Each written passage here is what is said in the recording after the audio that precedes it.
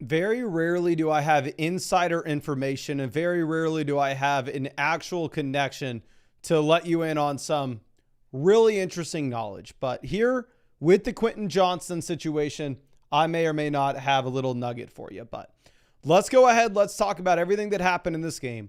We will need to go through. We will need to update our rankings, of course, as we do after every week, after every game. Let's start it off with the Minnesota Vikings.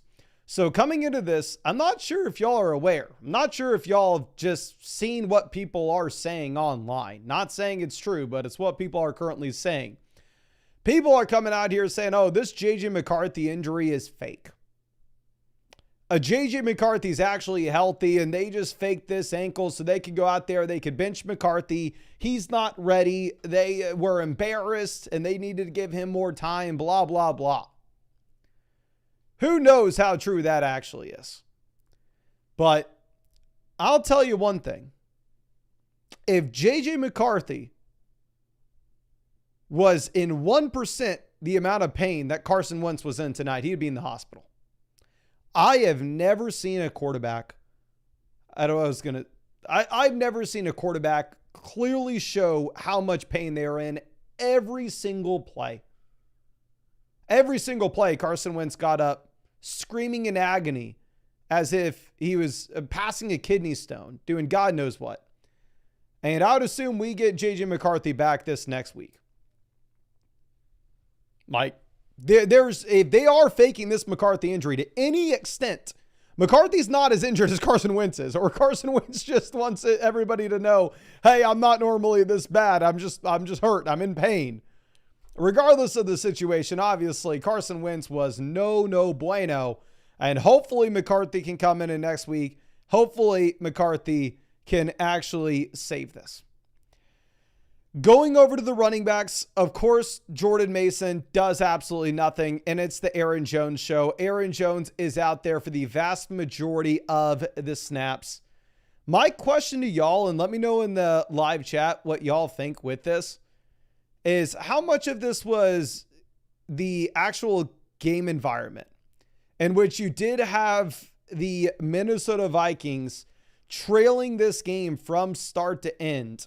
And typically what I was going to be expecting, say, coming into this was it was going to be a 50-50 backfield split between Jordan Mason and Aaron Jones. Aaron Jones was going to be the running back that was getting usage on third downs, where Jordan Mason was the first and second down guy. So obviously, if the game gets out of hand, if you have the Los Angeles Chargers boat racing the Minnesota Vikings, it is going to just be Aaron Jones over and over and over again.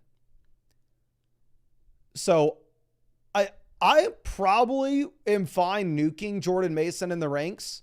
I had him in RB30 before this, and I'm fine moving Aaron Jones up, but I do think, like, while they probably belong in the same tier, here's the thing with these two running backs.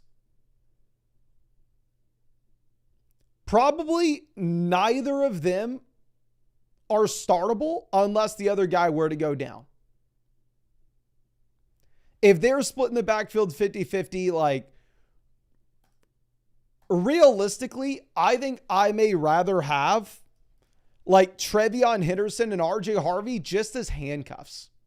Because, like, I think really you look at this entire tier of RBs, everybody in the F tier that we have, whether it's Walker, Rachaad White, Isaiah Pacheco, Trevion Henderson, RJ Harvey, Aaron Jones, Jordan Mason. This is the range in which you cannot start any of them unless you are under the most desperate of circumstances. But if their backfield mate were to get injured, all of a sudden their auto starts. With Trevion Henderson, if Ramondre Stevenson were to go down, he's a top 24 running back in my rankings. With RJ Harvey, if you were to have an injury to J.K. Dobbins, he's a borderline top 15 running back in my rankings. With Kenneth Walker, he's not startable, but if you were to have Zach Charbonnet go down, he's a borderline top 10 running back in my ranks. Rachaad White's not startable with healthy Bucky Irving, but if Bucky Irving's down, Rachaad White, hell, in my rankings this week's a top 10 running back. I think that's both where Aaron Jones and Jordan Mason belong, where they're not startable unless you were to have one of the other guys go down in said backfield. Now, going over and looking at the wide receivers, they were doing anything they could to just force the ball in the direction of Jordan Addison. Just quick little screens, quick little slants, just get the ball in his hands. Saved Addison's day from a fantasy perspective. Again, you would much prefer the other elite wide receivers, and we actually already had it ranked this way. We already had Justin Jefferson, wide receiver 6. We have Puka, JSN, CeeDee Lamb, Jamar Chase, and Amon-Ra St. Brown all ahead of Justin Jefferson because what do all these quarterbacks have that Jefferson doesn't? Good offenses. So, except I guess Jamar, but I mean, hell, one guy is just a different level. Then looking at Addison, Addison scores the receiving touchdown, does something for my best ball teams. But in reality, do I think that Addison's a must-start wide receiver? No. I think he's definitely a wide receiver 2/flex play consideration. I have him wide receiver 29, right behind guys like Brian Thomas, Jalen Waddle, Keenan, Quinton Johnston, Devonta Smith, and oh, the big Q. I'm sorry what we're going to have to do to you later on in this video, my friend. But I'm not moving Addison in my rankings. TJ Hawkinson, I dropped him last week or 2 weeks ago, whenever the hell it was. I told you all this, for Hunter Henry in my own league. So I had TJ Hawkinson ranked tight end 16 in our rest of season ranks. I don't necessarily think that we are going to have to change that either. We probably just go ahead and leave him there. All right, let's talk about the interesting stuff. Let's go over to Los Angeles, the good offense. The team that was actually out there and able to produce. And y'all know I have an attachment to this offense. I stream Underdog best ball drafts every single day in the offseason, at least after the NFL draft to NFL kickoff. It's honestly kind of my favorite thing to do. Those are my favorite live streams, are those Underdog best ball drafts. And I went all in on one player this offseason in particular. He had an ADP of wide receiver. Off the top of my head, I don't know if it was 74 or 79, but it was in the 70s. And we went all in on Quinton Johnston. And honestly, in an Underdog best ball draft, you go all in on a player like that and he gives you 2 good weeks at wide receiver 79, the pick was worth it. So he's already done everything I could have ever asked for him. But I was hoping that he was going to be able to come out of hell. I even thought that going Quinton Johnston on Underdog pick'em, higher, lower, 56.5 receiving yards wasn't a bad idea. Shows how stupid I am. Shows that I'm never going to be able to get these Underdog pick'em rights. And I'd say that I don't have much faith in you, but if you have faith in you, if you're a believer in yourself, you can go over and you can check out these picks on Underdog Fantasy for this weekend. Code FLOCK will get you $100 added to your account after you play your first 5. Underdog Fantasy is the #1 sports app in the App Store because they currently have the best promos in the industry. $100 with code FLOCK after you play your first 5. Plus, you'll get that free Jordan Love pick, higher, lower, half a total yard as well for the Sunday game. And you'll get free questions that you can ask in these live streams that I'm live streaming every single night until the end of the season with promo code FLOCK. Links in the live chat, links in the description and comment section. But here's the thing that let's first talk about quarterback before we get to Quinton Johnston. Justin Herbert, where do we have him beforehand? Do we have to update his ranking? No, I don't have to update his ranking. We had him QB 11, not an every week starter for you, but in good matchups, you put him in, and in bad matchups, you bench him. I think that he stays there. If you wanted to move Justin Herbert over Caleb Williams based off this really good performance, you can. As I do want to point out that Joe Alt was back in this game, so obviously that was very exciting. Now, going over and looking at what we have with our next position. Kamani Vidal was a very nice play. We were talking about this in the live stream before the game for a multitude of reasons. One, because Joe Alt was back, so all of a sudden this offensive line was going to be better. 2, with Kamani Vidal, more importantly, you had no Najee, you had no Hampton, and you had no Hassan Haskins. So there was literally nobody to contend with. So he stepped in behind a better offensive line with even less competition than he already had. So Kamani Vidal was a very easy start. Not only does he have 117 rushing yards and the rushing touchdown, but he looked good while he was doing it. It wasn't just like, oh, okay, we were looking at a running back that was just picking up 8 yards at a time, then he would get hit and he would fall down. No, like he was getting hit on some of these runs 3 yards behind the line of scrimmage. He'd shake one tackle, then get to the line of scrimmage, shake another tackle, and then end up picking up 4 or 5 yards. Like Kamani Vidal looked great.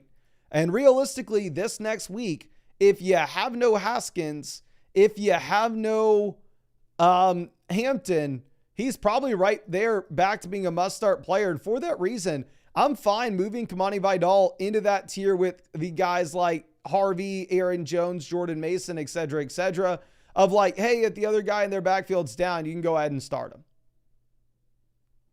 Like, we don't exactly know when Amari Hampton's going to be back. This was his 3rd game missing. He is on the IR, so he has to miss next week.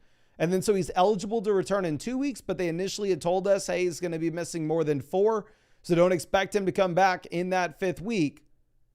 So Kamani Vidal, probably an easy start this next week. But if Hassan Haskins is good to go, I'm not saying Haskins is going to be the lead back. We are so clearly wrong with that with the waiver wire video. Kamani Vidal will be a must-start running back kind of regardless this next week against the Tennessee Titans. I would say like Haskins maybe could come through and he could have 30% of the backfield. Kamani Vidal has 70%. And I don't think Vidal's a super talented running back by any means still. Now, going over to the wide receivers. Ladd McConkey, I hate to say it. I hate to admit it. I'm very biased. But he is the wide receiver 1 in this offense. Now, if you go ahead and you look at my rest of season rankings coming into this, we had Ladd McConkey already as the wide receiver 1 in this offense. But at this point, hell, I think we need to move Deebo Samuel just down in general with the Jaden Daniels injury. But regardless, at this point, how the hell could I look you in the eyes and tell you, with Ladd McConkey performing the way that he has, because 2 weeks back when Quinton Johnston missed, you had Ladd McConkey actually with a massive blow-up game. Last week, the blow-up game wasn't crazy, but he had 15 targets. And then in this week, he just looks damn good every time he touches the ball. Like, realistically, I would rather have Ladd McConkey over A.J. Brown. Ladd McConkey versus Nico, Sutton, Rome, Pickens, Devontae Adams. If you wanted to move Ladd ahead of these wide receivers, by all means, you do it. I'm going to have him in this tier. I'll sleep on it. We'll reevaluate tomorrow. But for now, I'm going to have Ladd McConkey at wide receiver 15. Now, looking at the other wide receivers here, we had Keenan Allen scoring about 8.5 points. Keenan Allen was our wide receiver 26 coming into this. If you really do think that you are going to have, say, Ladd dominating targets, and here's the issue. The issue is Gadsden. That's the issue. Then Keenan Allen realistically probably does need a fall. I had probably at this point moving behind some of these names like Brian Thomas and Jordan Addison. So here's the thing that happened with Quinton Johnston tonight. And I know a lot of y'all are like, oh, okay, this is weird. Obviously, you have the NBA stuff going on where players in the NBA are betting on their unders, then going out there and faking an injury at the end of the first quarter, blah, blah, blah. Did something like that happen with Quinton Johnston? Let me be real with you, all right? So y'all know I went all in on him at about wide receiver 79 this offseason. We've already made a lot of money because of him. Thank you very much, sir. You did your service. And Quinton Johnston knows how important he is to us. We sent out this tweet earlier this season when we got engaged and we were the #1 team in the Flock League. Sent out some engagement pictures, said already the best football season ever. It's got 4.1 million views. Obviously, Quinton Johnston saw it. Regular engagement pictures, me sitting at the top of the league standings in the Flock League, and then Quinton Johnston as the wide receiver 7 that year. So I have a personal connection with Quinton Johnston. And what was going down this week in the Flock League? What was going down this week in the Flock League is, guess who played against Quinton Johnston? So all that happened is I called up my boy, the Big Q, and said, hey, man, I know this game against the Vikings is important to you, but we got bigger fish to fry. I need to cash in a favor, and I need you to tank this game for us so I can win my fantasy matchup this week, because the team of Destiny's on a warpath. And he so kindly obliged. Now, am I going to be calling it? Okay, obviously I'm joking. Let's talk about where he actually ranks. This game freaking sucked.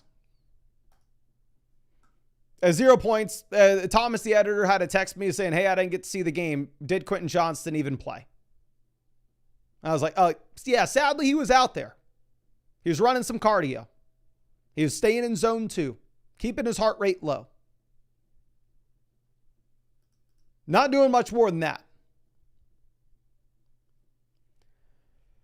But at this point, I have T. Higgins and Stephon Diggs on my team. If I was called by the Quinton Johnston owner and they said, hey, man, I would love to trade you Quinton Johnston for T. Higgins, I would go, what the hell are you talking about?